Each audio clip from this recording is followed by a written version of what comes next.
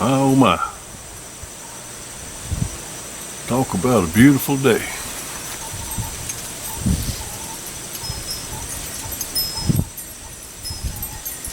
A little bit breezy too, as you can probably hear.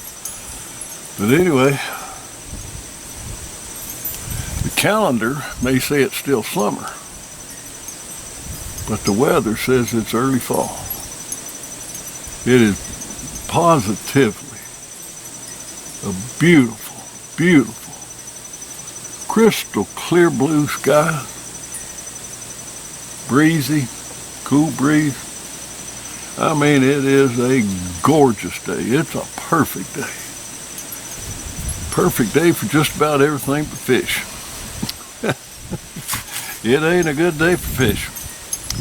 It's an after frontal day, an after cold front day. And if you watch any of my videos, you know, there's one thing that I push all the time is Buck Perry. Buck Perry's teachings. Buck Perry, the father of modern fishing, the guy who figured out this fishing deal. He figured it out in the 1940s. It's no bull. It's the truth about how you or me can catch any kind of fish anywhere in the world any time of year. It's the truth about fishing. And like I said, Buck, I've been a follower of his for 50 years. And Buck's gone now, but Buck passed away, but he had a few instructors that taught his what he knew about fishing. And his number one instructor was a man named Don Dixon. And Don retired, as you know. He retired 20 years or so ago, but Don looks around and he sees there's absolutely nobody today teaching the truth about fishing. So Don came out of retirement long enough to put up a whole series of YouTube videos that teaches the Buck Perry School of Fishing from A to Z. He teaches the whole thing. It's no bull, it's the truth about fishing. So do yourself a favor and go to Don Dixon Fishing on YouTube. Learn how you can catch any kind of fish anywhere in the world any time of the year. Also, look up buckspoonplugs.com.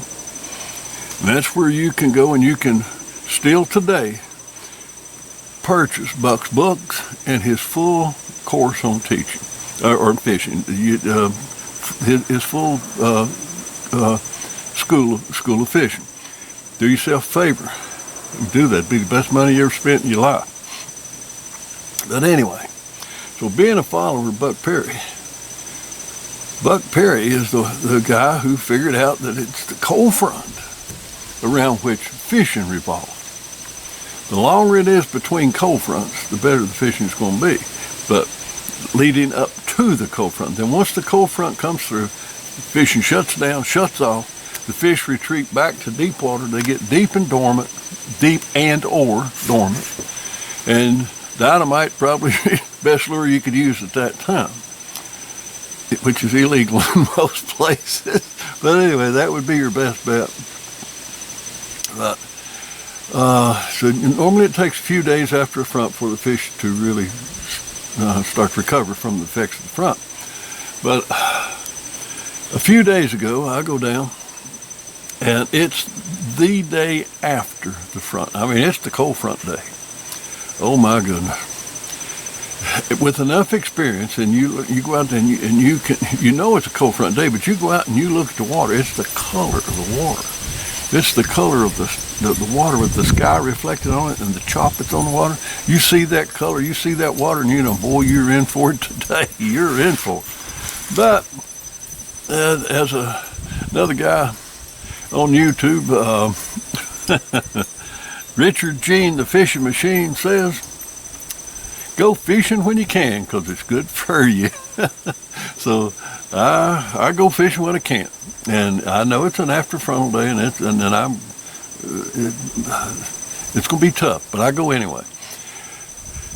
And it is such a cold front, such a major cold front, that normally after the front I can put a spoon plug on, a shallow run spoon plug, and I can control the shallows and still make a catch. It's not going to be a great catch, but it's a catch. And if you make a catch of a few fish when virtually nobody else caught anything, you're flying. So anyway, it was one of them days that you, my gosh, I mean, even the smallest of fish has retreated. They're gone. They're down in deep water. So I go out and I start fishing down, and I locate on my depth finder. I'm primarily fishing today for stripers and hybrids, and I find several of them. On the depth finder. You can see it. They're hanging tight to the bottom, but there's some pretty good schools of them. And I'm using a blade bait, and I can let my bait down right in the midst of them, and you can see the bait, and you can see the fish, and you just keep working and you keep trying to aggravate one of them into hit. I mean, they're deep, they're dormant. I mean, they're non-chasing, they're not hungry, they're not feeding. But normally when they retreat down into that deep water, and they're sort of dormant, if they're, let's put it this way, if they're active and when you drop that lure down, you just move it, bam, they've got it. It don't take much effort on your part at all. They've got it. But if they're dormant, non-chasing, you can just keep pestering, you can just keep moving that lure around every which way you can think of. And eventually, some of them, they'll get tired of it and they'll start bumping it. They're not striking, they're not taking it in their mouth, they're just striking it. They're just like they're irritated with it and they're trying to get rid of it. Most of those you hook outside the mouth. You hook somewhere around the head or even the middle of the body or even the tail. But you put it there where you foul hook them, I reckon, because it's not really a foul because you aggravated him into hitting and he hit it and you got him, so you got him. But anyway, they will bump it, and on days like that, I will actually catch maybe one out of every 6 or 8 bumps, but on this day when I went the other day, man, I fished for, 3 hours, something like that. I never got the first bump. I mean, when you know that you've got fish located and you've got your lure in the midst of them, and they will not hit, it's a major front, man, they've got to shut mouth big time. I never got, not one fish did I get to just bump at, not one. But then all of a sudden, I tie into a good fish, a big fish, and he didn't bump it, he took it. He actually took it. He's hooked in the mouth, and he takes off. It's a hard wind. The wind's blowing my boat around all over the place. He heads off right for my marker buoy. I don't want him to get tangled up in that, so for a few minutes it's touch and go, me trying to get that boat and chase him around and keep him out of that marker buoy. But anyway, on that day, understanding what Buck has to say about fish, I just stayed at it and stayed at it and stayed at it. I finally did get one strike. That's all I got all day long. I fished for a few hours after I caught this one. One strike. That's all I got. One strike. And I wouldn't have got that strike if it hadn't been for Buck Perry. But I got one strike, caught one good fish. And it certainly made the day worthwhile. It's good fish. It's good fish. So, do yourself a favor, go to Don Dixon Fishing and learn how you can catch any kind of fish anywhere in the world. What you need to do on days like this, what you need to do just to really, that day catching that fish, that was a major accomplishment, a major accomplishment. So, and thank you, Buck Perry, that you showed me what to do on a day like that. That I did. I only caught one fish, but it's a good one. So I hope you enjoy watching me fool around and finally catch and finally land that one good fish, because in fact he really was a good one. Let me just point out one little something here. For most of my fishing, striper and hybrid fishing, I use bass size lures. My goodness, bass size equipment, rods and reels. I guess they use bass size lures too. But anyway, I use bass size equipment. Yeah, I've got dedicated striper rods and reels, bigger, heavier stuff, which I do use, but I use it mostly for downlining live bait and trolling planer boards. So I do have and do use heavier, you might say striper size or appropriate equipment. But I really like to use bass size equipment. My gosh, and then when you get a 5, 10, 15 pound hybrid, or a 15, 20, 30, 40, even 50 pound striper, oh my gosh, you've got to fight. You've got a fight that it's just an incredible fight. It's great. So I do use bass size equipment. And then and this fish that I caught, this fish that I did catch here today, my goodness, said it was bad. It was bad weather, bad conditions, and he's trying to get tangled up in my marker buoy, and I'm doing everything in the world to try to keep him out of it. And that light equipment, it was kind of a struggle there for a while, but I managed to keep him out of it and did manage to get him. But I just want to point out that I am using fairly light tackle for fish of that size. And I do have heavier tackle that I will use at certain times, but my preference is to fish sort of the way I was with that size equipment. But anyway, hope you enjoyed the video and talk soon. Gracious, hey. Good Lord.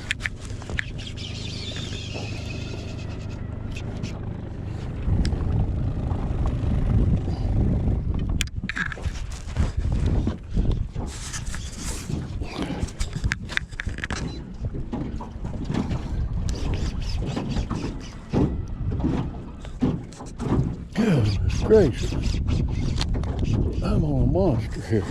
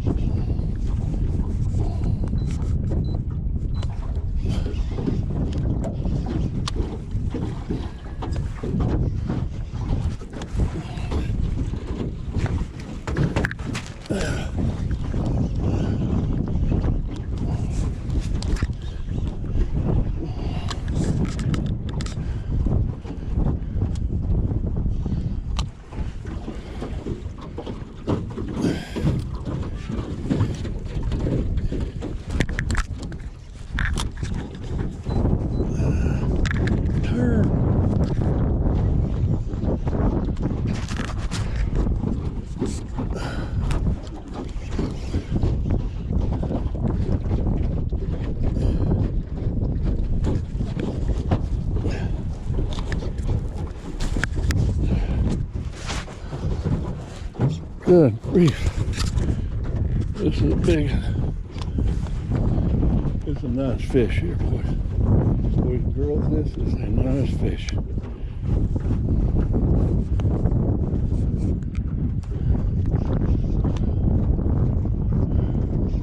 Good fish. Good fish. This is a good one. This is a good one.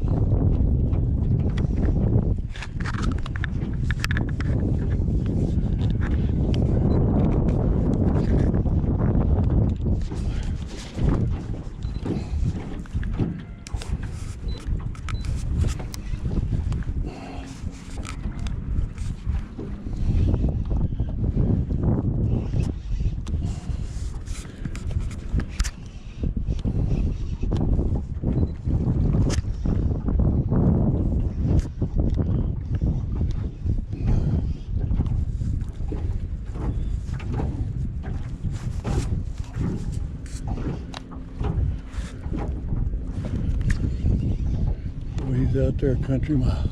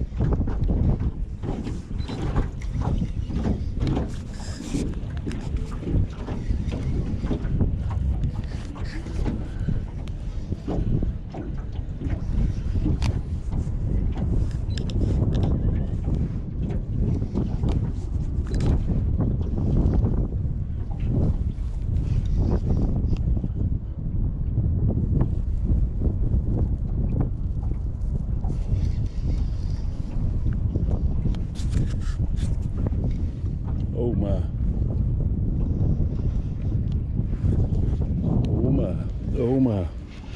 Oh my, oh my, oh my.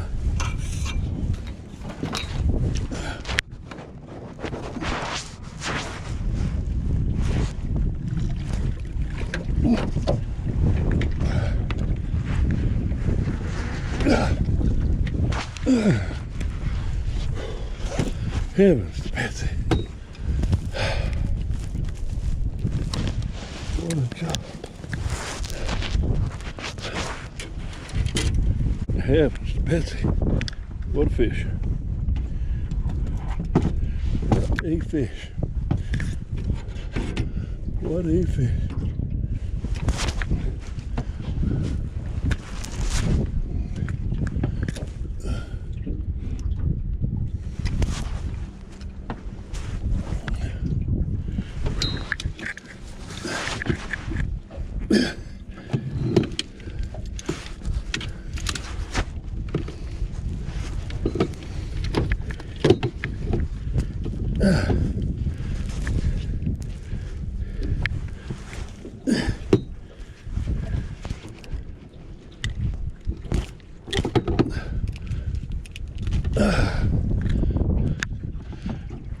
Glory be.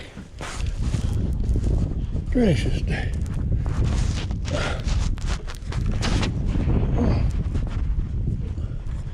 What a fish, boys and girls. What a fish. That's a monster.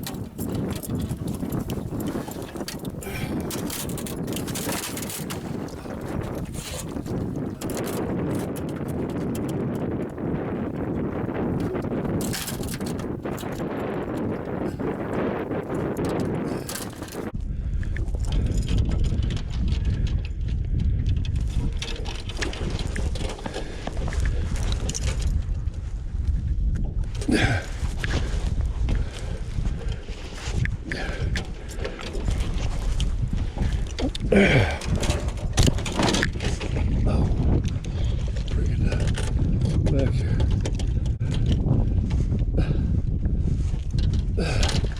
Almost lost him.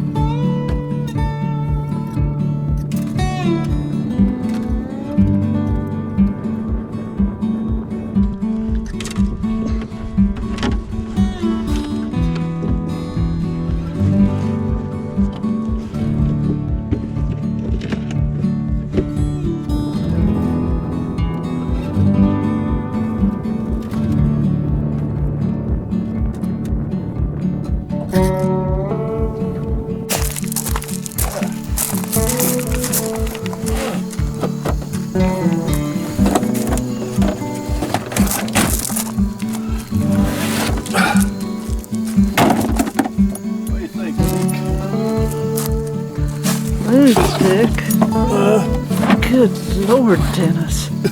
What a dadgum fish. Straighten him out.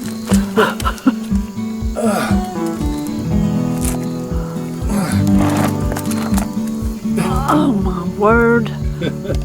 I'll tell you one thing. He's heavy. What a beauty. He is heavy. Yes. Oh my. What a And beauty. he will eat good too. Yeah. Got a big stick, ain't he? This thing is huge.